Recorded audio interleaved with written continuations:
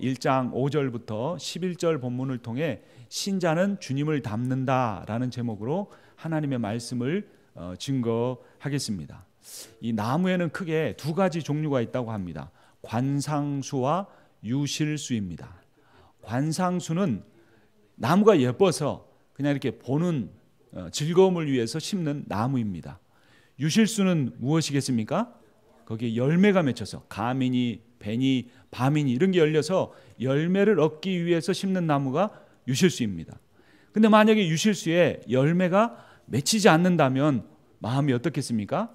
마음이 실망스럽겠죠. 그래서 참 저희 교회도 감나무 한 그루, 밤나무 한 그루가 있는데 열매가 잘 안 맺혀요. 더 비료를 주든지 제가 더 기도를 열심히 하든지 해서 감도 열리고 밤도 열려서 또 성도들끼리 나눠 먹으면 더 좋을 것 같습니다.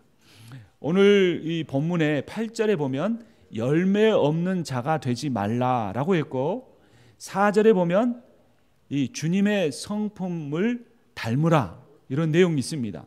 그러니까 우리가 주님의 성품을 닮아가는 것이 열매 맺는 것과 같은 것이다. 그런 비유를 하고 있습니다. 이 가을에 여러분 어떤 열매를 맺기 원하십니까? 이 가을에 우리가 예수님의 성품을 담는 그런 열매를 맺으시는 여러분들이 되기를 주님의 이름으로 축원합니다. 여러분 우리 청년들이 이렇게 예배에 참여하는데 참 보기가 좋아요. 우리 청년들은 어떤 배우자를 기다리고 있고 어떤 배우자를 만나기 위해서 기도하고 있습니까?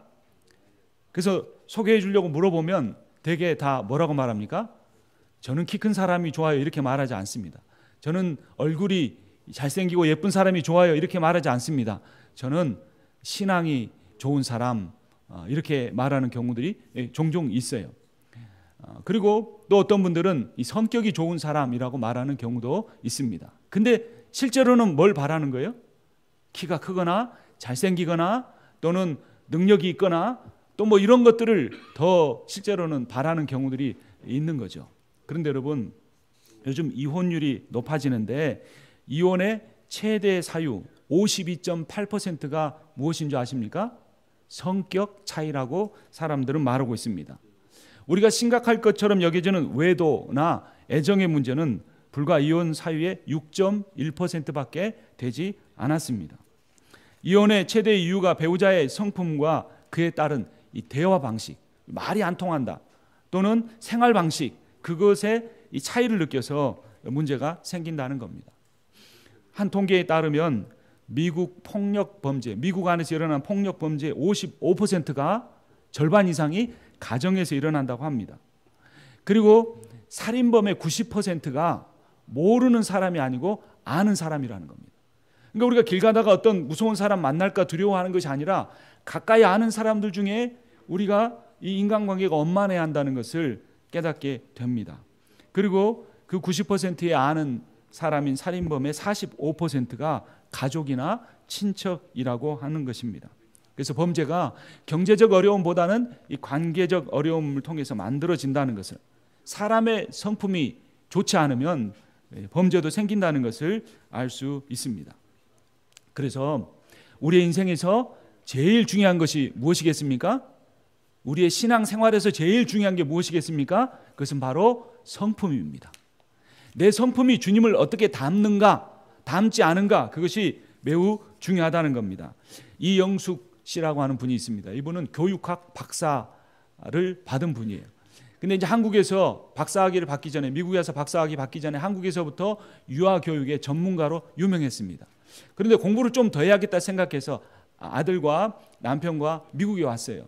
그러니까 그분이 이제 온 그 주변의 사람들이 이 사람의 소문을 듣고 와서 우리 애를 어떻게 잘하면 어떻게 잘 키워야 할까요? 어떻게 하는 것이 좋은 교육 방법일까요? 묻는 겁니다. 그래서 이제 이 사람들이 나를 알아주는구나 하고 말을 하려고 하면 그 조그만 아들이 한 4살, 5살인데 그 물어보러 온 아줌마들의 아이들을 핥히고 깨물고 발로 차고 막 이러는 거예요. 그러니까 처음에는 자기 아이들을 이렇게 보호하면서도 들으려고 하다가 그 다음부터는 오지 않는 겁니다. 왜 그러는 것입니까? 자기 아들이나 잘 키우지라는 그런 생각 때문에 오지 않는 것이죠. 국어사전에 따르면 성품은 사람의 성질이나 됨됨이입니다. 그런데 이 영숙 씨가 이런 경험을 통해 성품을 뭐라고 정의했냐면 생각, 감정, 행동의 총체적인 표현이다. 그러니까 우리는 성품이라고 하면 그냥 내면에 감추어져 있는 것이라고만 생각하는데 그것만 아니라 겉으로 드러나는 말이나 행동이 그 사람의 성품이다라고 하는 겁니다. 믿음이 좋은 사람은 성품도 좋습니다. 저 사람은 믿음은 좋은데 성품은 별로야 라는 말은 맞지 않는 것입니다.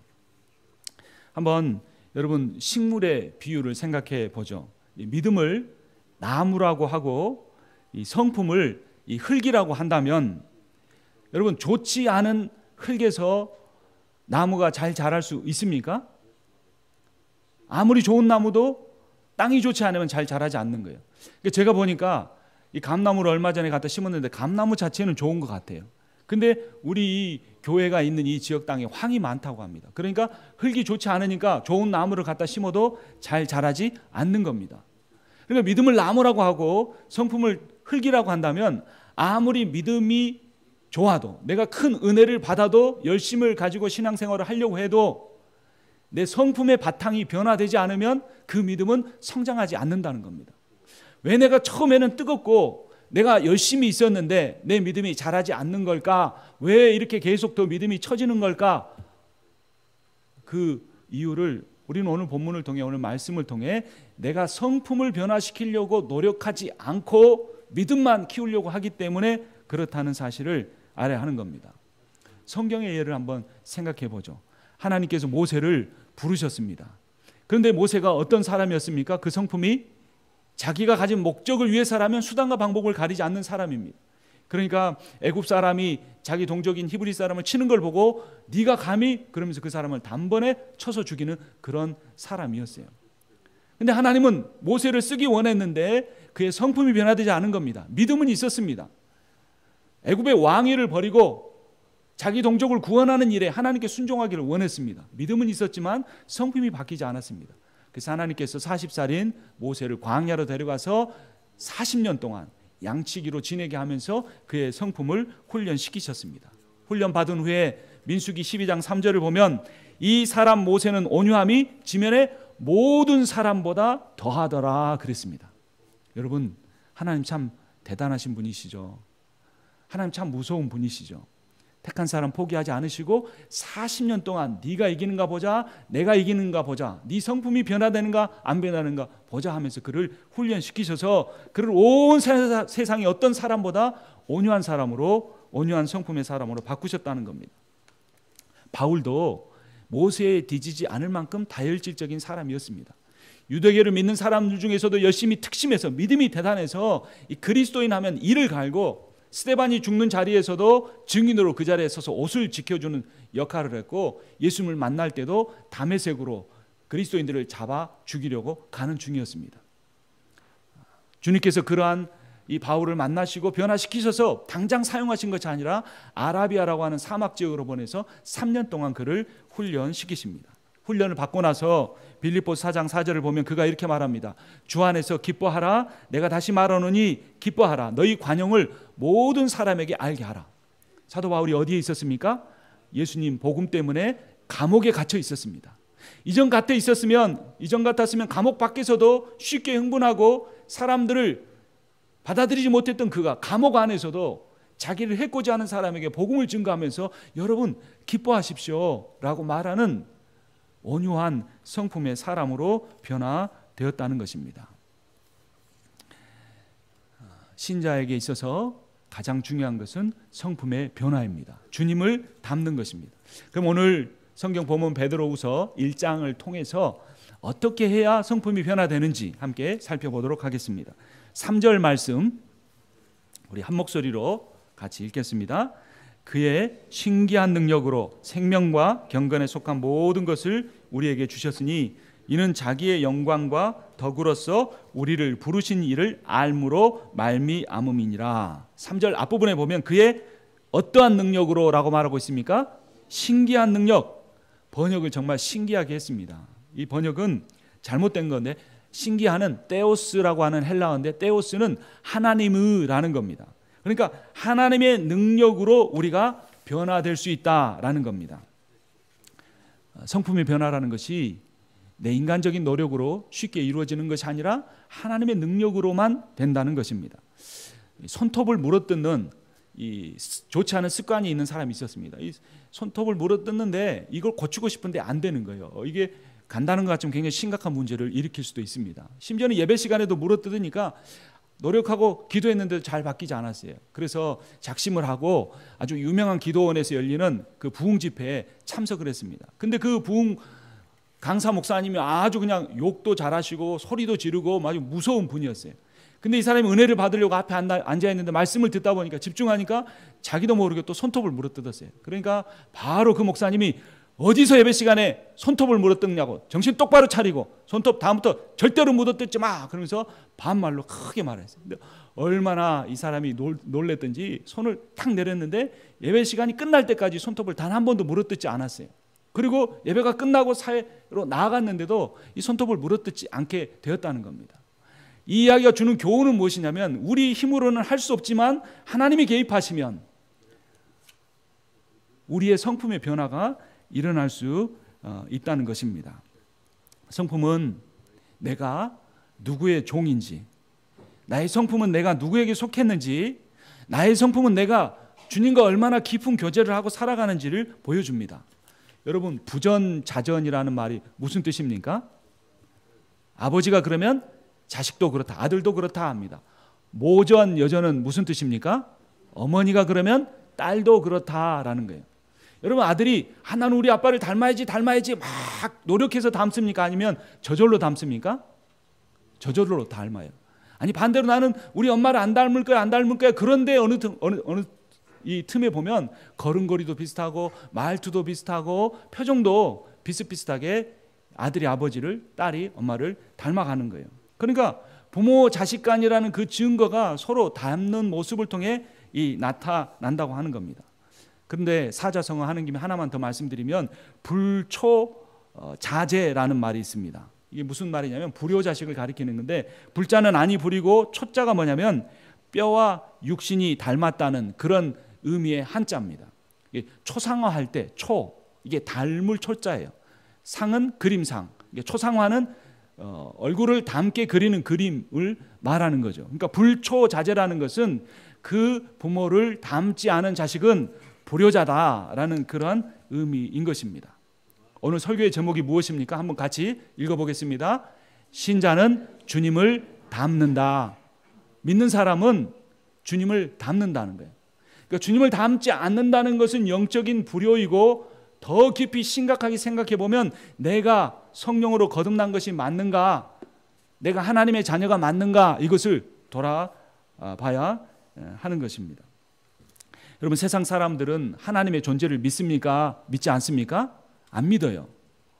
그러니까 믿는다고 하는 사람들의 모습을 통해서 하나님이 계시다면 저런 분일 거야 라고 생각하게 되는 겁니다. 우리가 하나님 믿는 모습을 보면서 그들이 하나님의 성품을 짐작해 볼 수 있다는 겁니다. 그래서 만약에 그리스도인이 이기적이거나 예의가 바르지 않다면 세상 사람들도 하나님도 그런 분이실 거라고 생각하는 겁니다.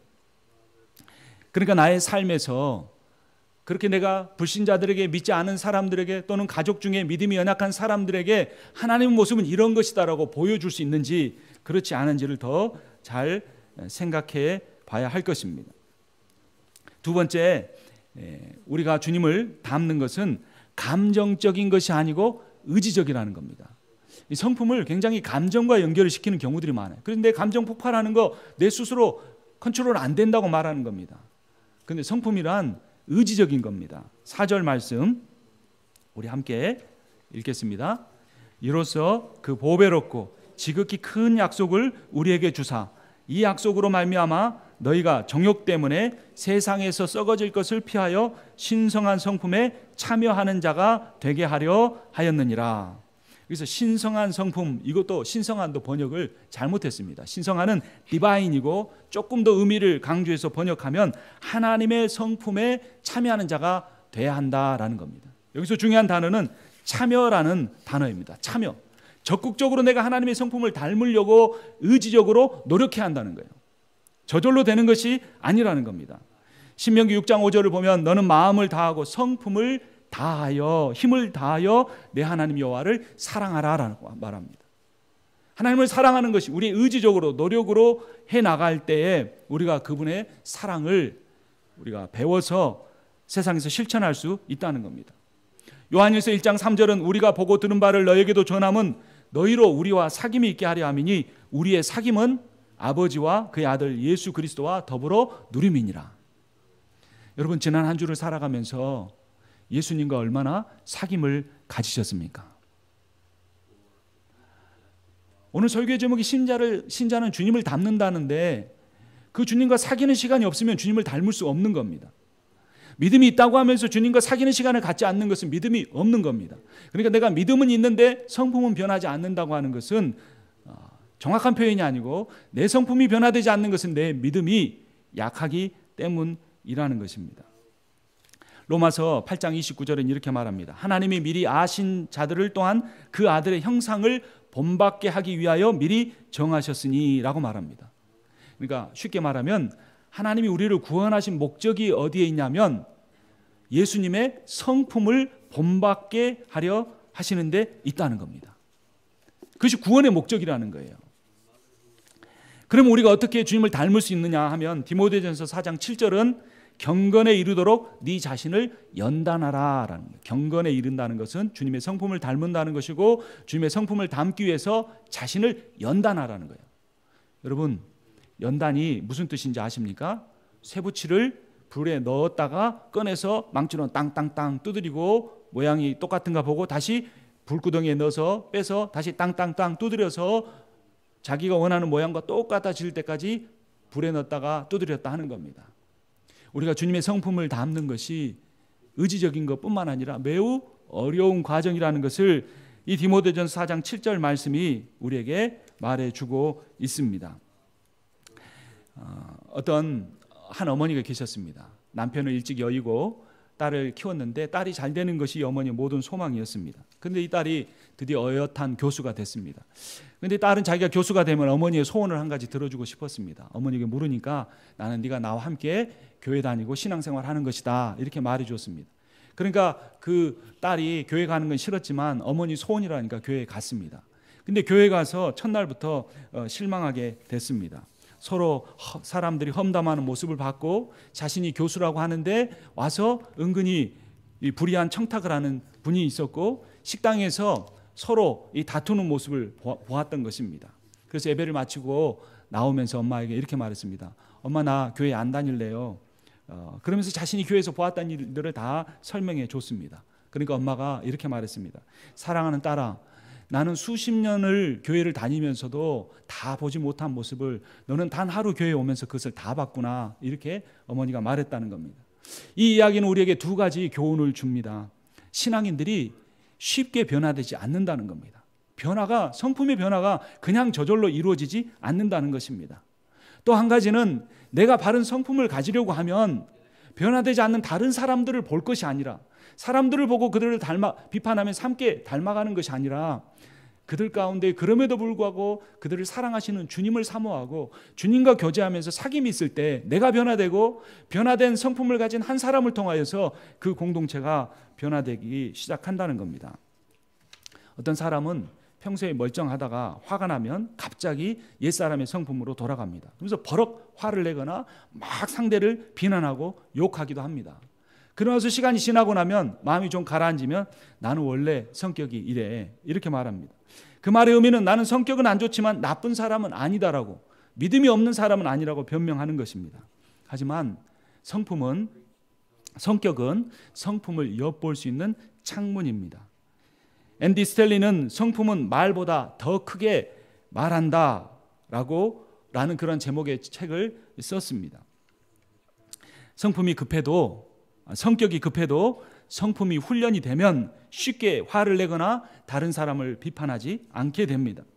물론 우리는 죽을 때까지 완전하게 변화되지는 않습니다. 하지만 우리는 의지적으로 감정적으로가 아니라 내 기질대로가 아니라 내 의지적으로 신앙의 의지를 가지고 옛사람을 죽이고 주님의 성품대로 살려고 할 때에 우리가 조금씩 변화되는 겁니다.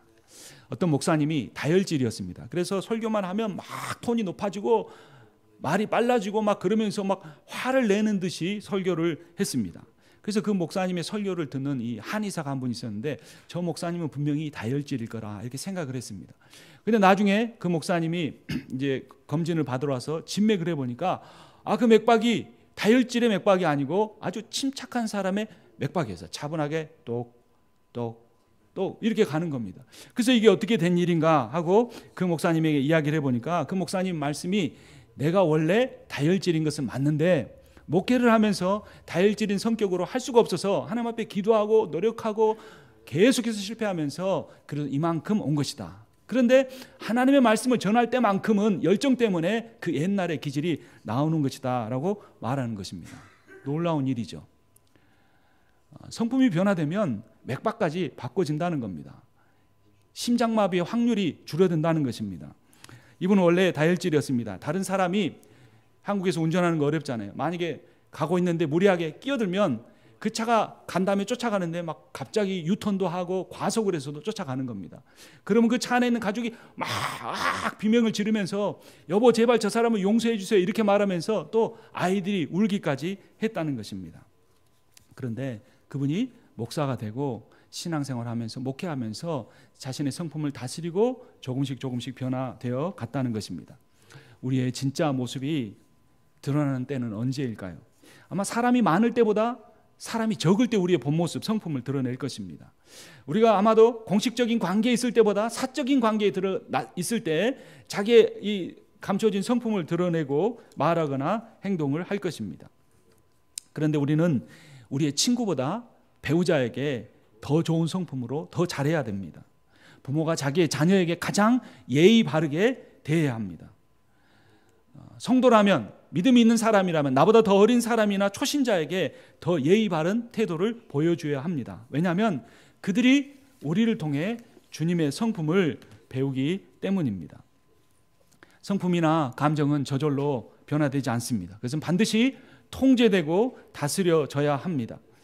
종교적인 열정이나 믿음의 열심이 강할수록 감정 통제, 성품의 통제가 되지 않으면 위험해질 수도 있는 것입니다. 한 예화가 있습니다. 어떤 마을에 양 도둑이 있었습니다. 옛날에는 양 한 마리가 가난한 사람한테 재산 하나도 될 수 있었기 때문에 양 도둑질하다 잡히면 이마에다가 낙인을 찍습니다. 소 엉덩이에 찢는 그 달군 쇠를 가지고 이마에 낙인을 찍는데 뭐라고 찍냐면 ST라고 하는 겁니다. 무슨 뜻이겠습니까? Sheep thief라고 하는 겁니다. 양 도둑에 다 쓸 수는 없으니까 ST라고 딱 찍어 놓는 겁니다. 그런데 그 사람이 그 후로 변화되었습니다. 하나님을 믿게 되었고 죄를 뉘우쳤습니다. 그리고 다른 사람을 위해서 봉사했습니다. 이웃의 슬픔을 함께 나누고 기쁨을 일이 있으면 함께 기뻐해 줬습니다. 굳은 일에 앞장섰습니다. 그에 대한 마을 사람들의 평판이 날이 갈수록 좋아졌습니다. 어느 때부터인가 그는 그 마을에 없어서는 안 될 사람으로 존경을 받게 되었습니다. 그런데 그가 아무리 선한 일을 해도 그의 이마에 깊게 패인 ST라는 이 낙인은 없앨 수가 없었습니다. 깨끗이 씻어보고 화장을 해보고 그래도 그것은 없어지지 않았습니다. 그런데 세월이 흘러가면서 그는 자신의 이마에 ST라는 낙인이 찍혀 있다는 사실도 잊어버렸습니다. 할아버지가 되었습니다. 동네 아이들이 그를 존경하고 좋아하고 따랐습니다. 어느 날 그의 이마에 찍힌 글씨의 의미를 궁금해했습니다. 그때 옆에 있던 한 젊은 목사님이 나서서 이렇게 말했습니다. 성자의 이마엔, 신자의 이마엔 원래 그런 글자가 새겨 있단다. ST는 세인트라는 의미란다 라고 가르쳐 준 것입니다. 그의 의지적 결단과 반복되는 노력도 그의 이마에 찍힌 낙인을 없앨 수는 없었지만 그 낙인의 의미를 바꿀 수는 있었던 겁니다. 우리가 성격이나 기질은 바꿀 수 없는 것이 맞습니다. 하지만 성품은 바꿀 수가 있습니다. 성격이 제가 좀 어떻게 보이세요? 하고 공식적인 자리에 가서 보여주는 게 성격이에요. 그런데 성품은 뭐냐면 실제 내가 어떤 사람이냐 그게 내 성품이에요. 여러분 빙산의 일각이라는 표현 아시죠? 거대한 빙산이 떠 있는데 그건 빙산의 전체가 아니고 한 10%밖에 안 됩니다. 그 밑에 바다에 엄청나게 9배나 큰 빙산에 이 본체가 들어있는 거예요. 그러니까 성격이란 뭐냐면 바다 위에 조금 떠 있는 이 빙산의 일각이고, 성품이 뭐냐면 그 바다 밑에 있는 큰 덩어리라는 겁니다. 그러니까 성격의 영향력이 더 크겠습니까? 성품의 영향력이 더 크겠습니까? 당연히 성품의 영향력이 더 크다는 것입니다. 한번 급한 성격의 사람이 있다고 한번 가정을 해보죠. 그 사람은 자기 기질 때문에 다른 사람에게 화를 자주 냅니다. 앞서 말씀드린 것처럼 난 원래 성격이 그래, 기질이 그래 라고 하면서 변명합니다. 그런데 알고 보면 화를 참지 않는 성품이 문제였습니다. 감정이 그래도 의지적으로 신앙적으로 성품으로 누를 수 있는데 그렇게 안 한 것뿐인 겁니다. 그런데 그가 신앙생활을 하면서 성품이 변화되었습니다. 이전에는 급한 성격 때문에 화를 버럭내고 소리를 질렀는데, 그 사람이 이제는 급한 성격으로 인해 저 멀리 휴지가 떨어져 있으면 그 휴지에 가까운 사람이 죽기 전에 급한 기질 때문에 뛰어가서 그 휴지를 줍는 그런 성품의 소유자로 바뀌어졌다는 겁니다. 느린 기질을 가진 사람이 있습니다. 그러니까 방청소 안 하고 그냥 한 달이 지나도 뭐 깨끗한데 이렇게 말하는 사람입니다. 그런데 그 사람이 예수를 믿고 변화되었습니다. 느린 기질은 바뀌지 않습니다. 성격은 바뀌지 않습니다. 그런데 그 느린 기질을 잘 사용해서 교회에서 식사하려고 사람들이 줄 서면 맨 뒤로 가서 천천히 기다려도 되는데 이렇게 하는 겁니다. 또 다른 사람이 다 먹고 이렇게 다 지저분하게 놓고 가도 의자도 정리하면서 느긋느긋하게 그 밥 먹었던 식탁도 닦고 끝까지 남아서 뒷정리도 하고 청소하는 그러한 성품의 사람으로 바뀌어진다는 겁니다. 기질이나 성격은 도구일 뿐이고, 그것을 선하게 사용하는가 악하게 사용하는 것은 그것은 신앙적인 성품의 노력을 통해 바뀌어질 수 있다는 것입니다. 마지막 세 번째, 신의 그 주님의 성품의 최종 목표가 무엇인지 함께 보겠습니다. 5절부터 7절까지 말씀을 읽겠습니다. 그러므로 너희가 더욱 힘써 너희 믿음의 덕의 지식을, 지식의 절제의 인내를, 인내의 경건의 형제 우애의 사랑을 더하라. 맨 처음 하나님의 성품 중에 맨 처음은 뭐였습니까? 5절에 보니까 믿음이었죠. 그래서 출발해가지고 마지막에 도착한 게 무엇입니까? 사랑입니다. 그래서 주님을 닮은 성품을 갖게 되면 그 사람 안에 뭐가 나타나는 것입니까? 사랑이 나타나는 것입니다. 고린도전서 13장 13절을 보면 그런즉 믿음, 소망, 사랑 이 세 가지는 항상 있을 것인데 그 중에 제일은 사랑이라 라고 말하는 겁니다. 데살로니가서 1장 3절을 보면 형제들아 우리가 너희를 위하여 항상 하나님께 감사함은 이것이 당연함은 너희의 믿음이 더욱 자라고 너희가 다 각기 서로 사랑함이 풍성함이니. 믿음이 자라나니까 뭐가 풍성하게 되었다고요? 사랑이 풍성하게 되었다는 겁니다. 시편 86편 15절을 보면 그러나 주여 주는 긍휼히 여기시며 은혜를 베푸시며 노하기를 더디하시나이다 라고 고백하고 있습니다. 하나님의 성격은 기질은 뭡니까? 노하시는 분입니다. 잘못이 있으면 죄가 있으면 반드시 그것을 진멸하는 분이십니다. 그런데 하나님의 성품이 사랑이기 때문에 우리를 사랑하셔서 우리에게 노하기를 더디하시고 오히려 자신이 십자가에 죽으심으로 그 사랑으로 우리를 구원하셨다는 겁니다. 여러분, 성품이 인생을 결정합니다. 행복이 우리의 인생의 목표라면 우리는 그 목표에 도달하기까지 늘 불행할 것입니다. 그러니까 삶이 힘든 거예요. 행복한 사람은 드뭅니다. 행복을 성취해야 할 목표로 보지 않아야 합니다. 행복을 결정할 주체는 내 환경이나 조건이나 모기지가 끝나는 것이나 적금을 붓는 것이나 결혼에 꼴이 나는 것이나 직장을 얻는 미래가 아니고 현재의 삶에서 내가 얼마나 주님을 닮는 성품을 가지고 내 안에 주님의 사랑을 채우는가에 달려 있다는 겁니다. 행복은 자신의 긍정적인 성품에서 나옵니다. 성품은 타고나는 것이 아니라 노력해서 바꿀 수 있는 겁니다. 그러면 어떤 기질을 가졌든 어떤 성격을 가졌든 좋은 성품, 사랑의 성품을 가지고 세상에서 소금과 빛의 역할을 감당할 수 있는 것입니다. 사랑의 주님과 늘 교제하면서 내 능력으로는 감당할 수 없지만 그 주님의 능력으로 성품을 변화시키고 사랑이 충만한 삶 누리시는 행복한 삶을 누리시는 여러분과 제가 되기를 주님의 이름으로 축원합니다.